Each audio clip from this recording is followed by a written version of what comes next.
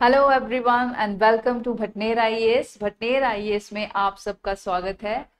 आज से हम एक नई सीरीज भटनेर आईएएस पे लेके आ रहे हैं, दैट इज इंस्टेंट इन्फो।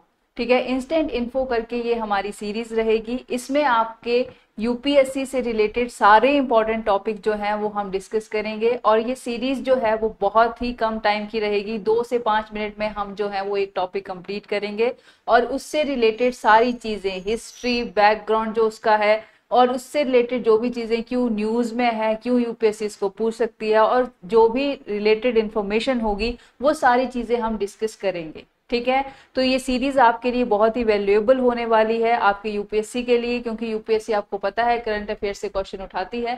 तो अगर हम उस तरह से उसी यूपीएससी के ही तरीके से अगर उस चीज़ को अप्रोच करेंगे तो यूपीएससी क्रैक करना बहुत ईजी हो जाएगा। तो आई होप कि आप इस सीरीज के साथ हमारा पूरा सहयोग करेंगे और हमारी इस सीरीज को जो है वो अप्रिशिएट करेंगे, देखेंगे। आज का हमारा जो टॉपिक होगा सीरीज का वो अब हम डिस्कस करते हैं।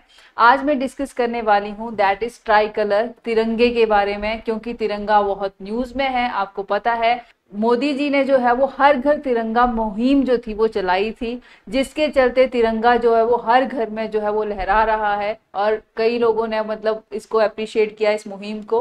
तो इसलिए तिरंगा न्यूज में रहता है। तो हम आज तिरंगे के बारे में डिस्कस करेंगे, तिरंगे का इतिहास चर्चा में क्यों है, क्या क्या चीजें हुई थी तिरंगे के इतिहास में, कब कब कैसे, ये सारी चीजें हम डिस्कस करेंगे। ठीक है, तो देखिए यहाँ पे सबसे पहले मैं आपको बताना चाहती हूँ कि तिरंगा जो था हमारा सबसे पहले कहाँ लहराया गया था। लेकिन उससे पहले तिरंगे के बारे में आप जान लीजिए कि तिरंगे में 3 कलर होते हैं हमारे पास, सैफरन, व्हाइट और हमारे पास ग्रीन। ठीक है, और इसके बीच में जो व्हाइट पट्टी है उसमें होता है अशोक चक्र, जो कि अशोक स्तंभ से लिया गया है। ठीक है, तो ये सारी चीजें जो है वो आपको क्लियर होनी चाहिए, कौन सा कलर क्या दर्शाता है, ये सारी चीजें आपको हमें पता है, ये बहुत छोटे लेवल पे पढ़ाई जाती है, लेकिन इस यहाँ मैंने इसमें ऐड कर दी है। ठीक है, ये आप हिंदी में भी पढ़ सकते हो। केसरिया रंग किस चीज का प्रतीक है, सफेद रंग और हरा रंग किस चीज का प्रतीक है, और झंडे के बीच में जो चक्र है वो किस चीज का प्रतीक है हमारे पास। ठीक है, एक बार आप स्लाइड रोक के इसको पढ़ लीजिए, ये हमने बहुत पहले पढ़ चुके हैं, इसलिए मैं इसको डिस्कस नहीं कर रही हूँ यहाँ पे।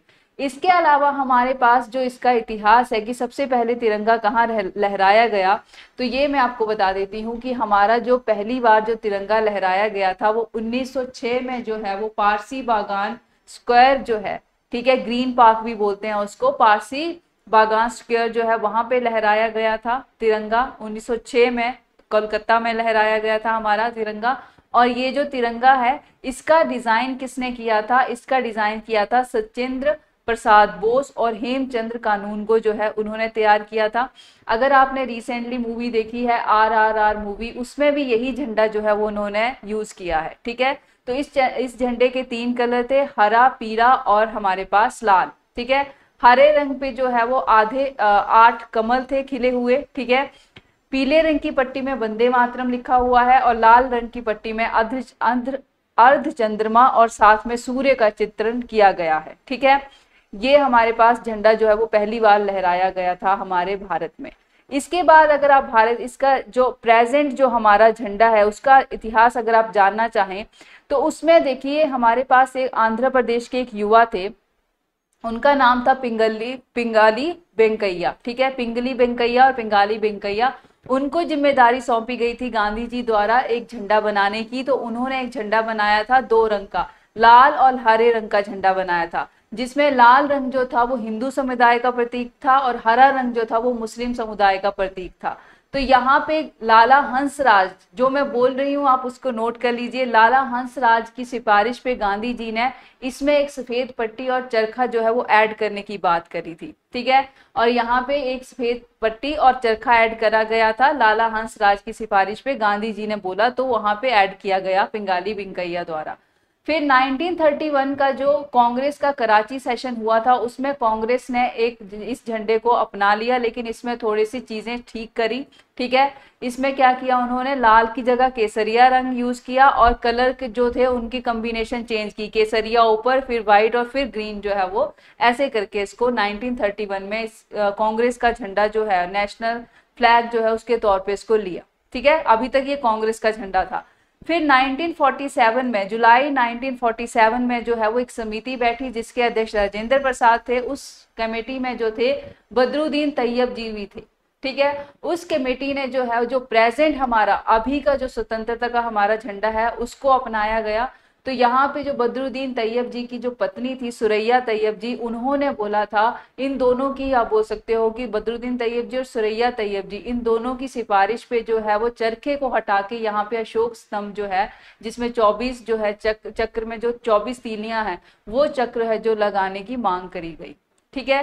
तो ये सब चीजें जो है वो उस टाइम पे कांग्रेस की समिति जो थी उसने ये चीजें मान ली गई थी। ये था हमारे झंडे का इतिहास। अभी मैं आपको बताती हूँ कि कौन कौन से झंडे, ये देखिए 2000 बोले 1906 में ये झंडा था हमारा। ये 1907 में जो झंडा आपको दिख रहा है हमारे पास, ये झंडा जो है वो मैडम भीकाजी गामा ने जो है वो बर्लिन में फहराया था। तो विदेश में फहराने वाली पहली महिला, और आप बोल सकते हो विदेश में पहली बार जब हमारा झंडा फहराया गया था वो ये झंडा था हमारा, और इसके रंग भी अलग हैं, ठीक है। तो ये मैडम भीकाजी गामा द्वारा फहराया गया था। 1917 में जो हमारा होम रूल लीग चला था तो उस टाइम पे हमारा झंडा ऐसा था कुछ, ठीक है। उसके बाद 1921 में देखो ये व्हाइट पट्टी और चरखा लाया गया, और जब 1931 का सेशन हुआ तो उसमें कलर की जो हमारे पास आप बोल सकते हो कि इनकी पट्टियां को जो एक सीक्वेंस है वो चेंज किया गया। ऊपर केसरिया लाल की जगह केसरिया रंग ले लिया गया और बीच में व्हाइट पट्टी और बीच में चरखा ला दिया गया। और जब हमारे पास छठा राष्ट्रीय ध्वज जो हमारा बना आफ्टर इंडिपेंडेंस आप बोल सकते हो, जो हमारे देश ने अपनाया, वो ये झंडा है। अब हमारे भारत के इस झंडे के साथ कुछ चीजें जुड़ी हुई हैं जो आपको पता होनी चाहिए। देखो यहाँ पे हमारे पास फ्लैग कोड बना था, जो हमारे पास नवीन जिंदल एक हमारे पास इंडस्ट्रियलिस्ट है, उन्होंने बोला था कि झंडे को लेकर बहुत ज्यादा कानून स्ट्रिक्ट थे कि कोई भी झंडा यूज नहीं कर सकता। जैसे अगर हमारे देश का कोई बंदा कंट्री का मैच देखने भी गया है तो वो झंडा नहीं यूज कर सकते थे अपना। तो उसके लिए चलते एक फ्लैग कोड जो है वो 2002 में जो है वो एस्टैब्लिश करा गया हमारे पास, और उसके चलते कुछ चीजें दी गई कि ये अधिकार हैं, कौन कौन झंडा हमारा अपना सकते हैं, कौन कौन फहरा सकते हैं, कहाँ कहाँ फहरा सकते हैं। तो यहाँ पे दिया गया है डूज और डोंट डूज। ये आप एक बार रोक के देख लीजिएगा कि आप क्या कर सकते हैं अपने झंडे के साथ। एक और भी बात था हमारे झंडे के साथ, 2013 में हमारे पास एक पांडुरंगा रेड्डी आते हैं, उन्होंने ये बात बोली थी कि सुरैया तैयब जी जो थे उन्होंने झंडे का डिजाइन दिया था। तो जो फ्लैग हमारे पास हमारी अथॉरिटी होती है फ्लैग की, उन्होंने जो है वो ये चीज क्लियर करी थी कि इंडिपेंडेंस के बाद जो झंडा हमारा आया था वो सुरैया तैयब जी ने डिजाइन किया था, और वो जो झंडा था उसको हमारी फ्लैग कमेटी जो थी उसने स्वीकार किया था, लेकिन वो स्वतंत्रता के बाद। तो पहला झंडा हमारा किसने हमारा डिजाइन किया है? पिंगली वेंकैया ने ही डिजाइन किया है। स्वतंत्रता के बाद अगर यूपीएससी पूछे तो वो सुरैया तैयब जी ने। आई होप कि आपको पूरी तरह से समझ आ गया होगा, झंडे के रिलेटेड सारी चीजें क्लियर हो गई होंगी।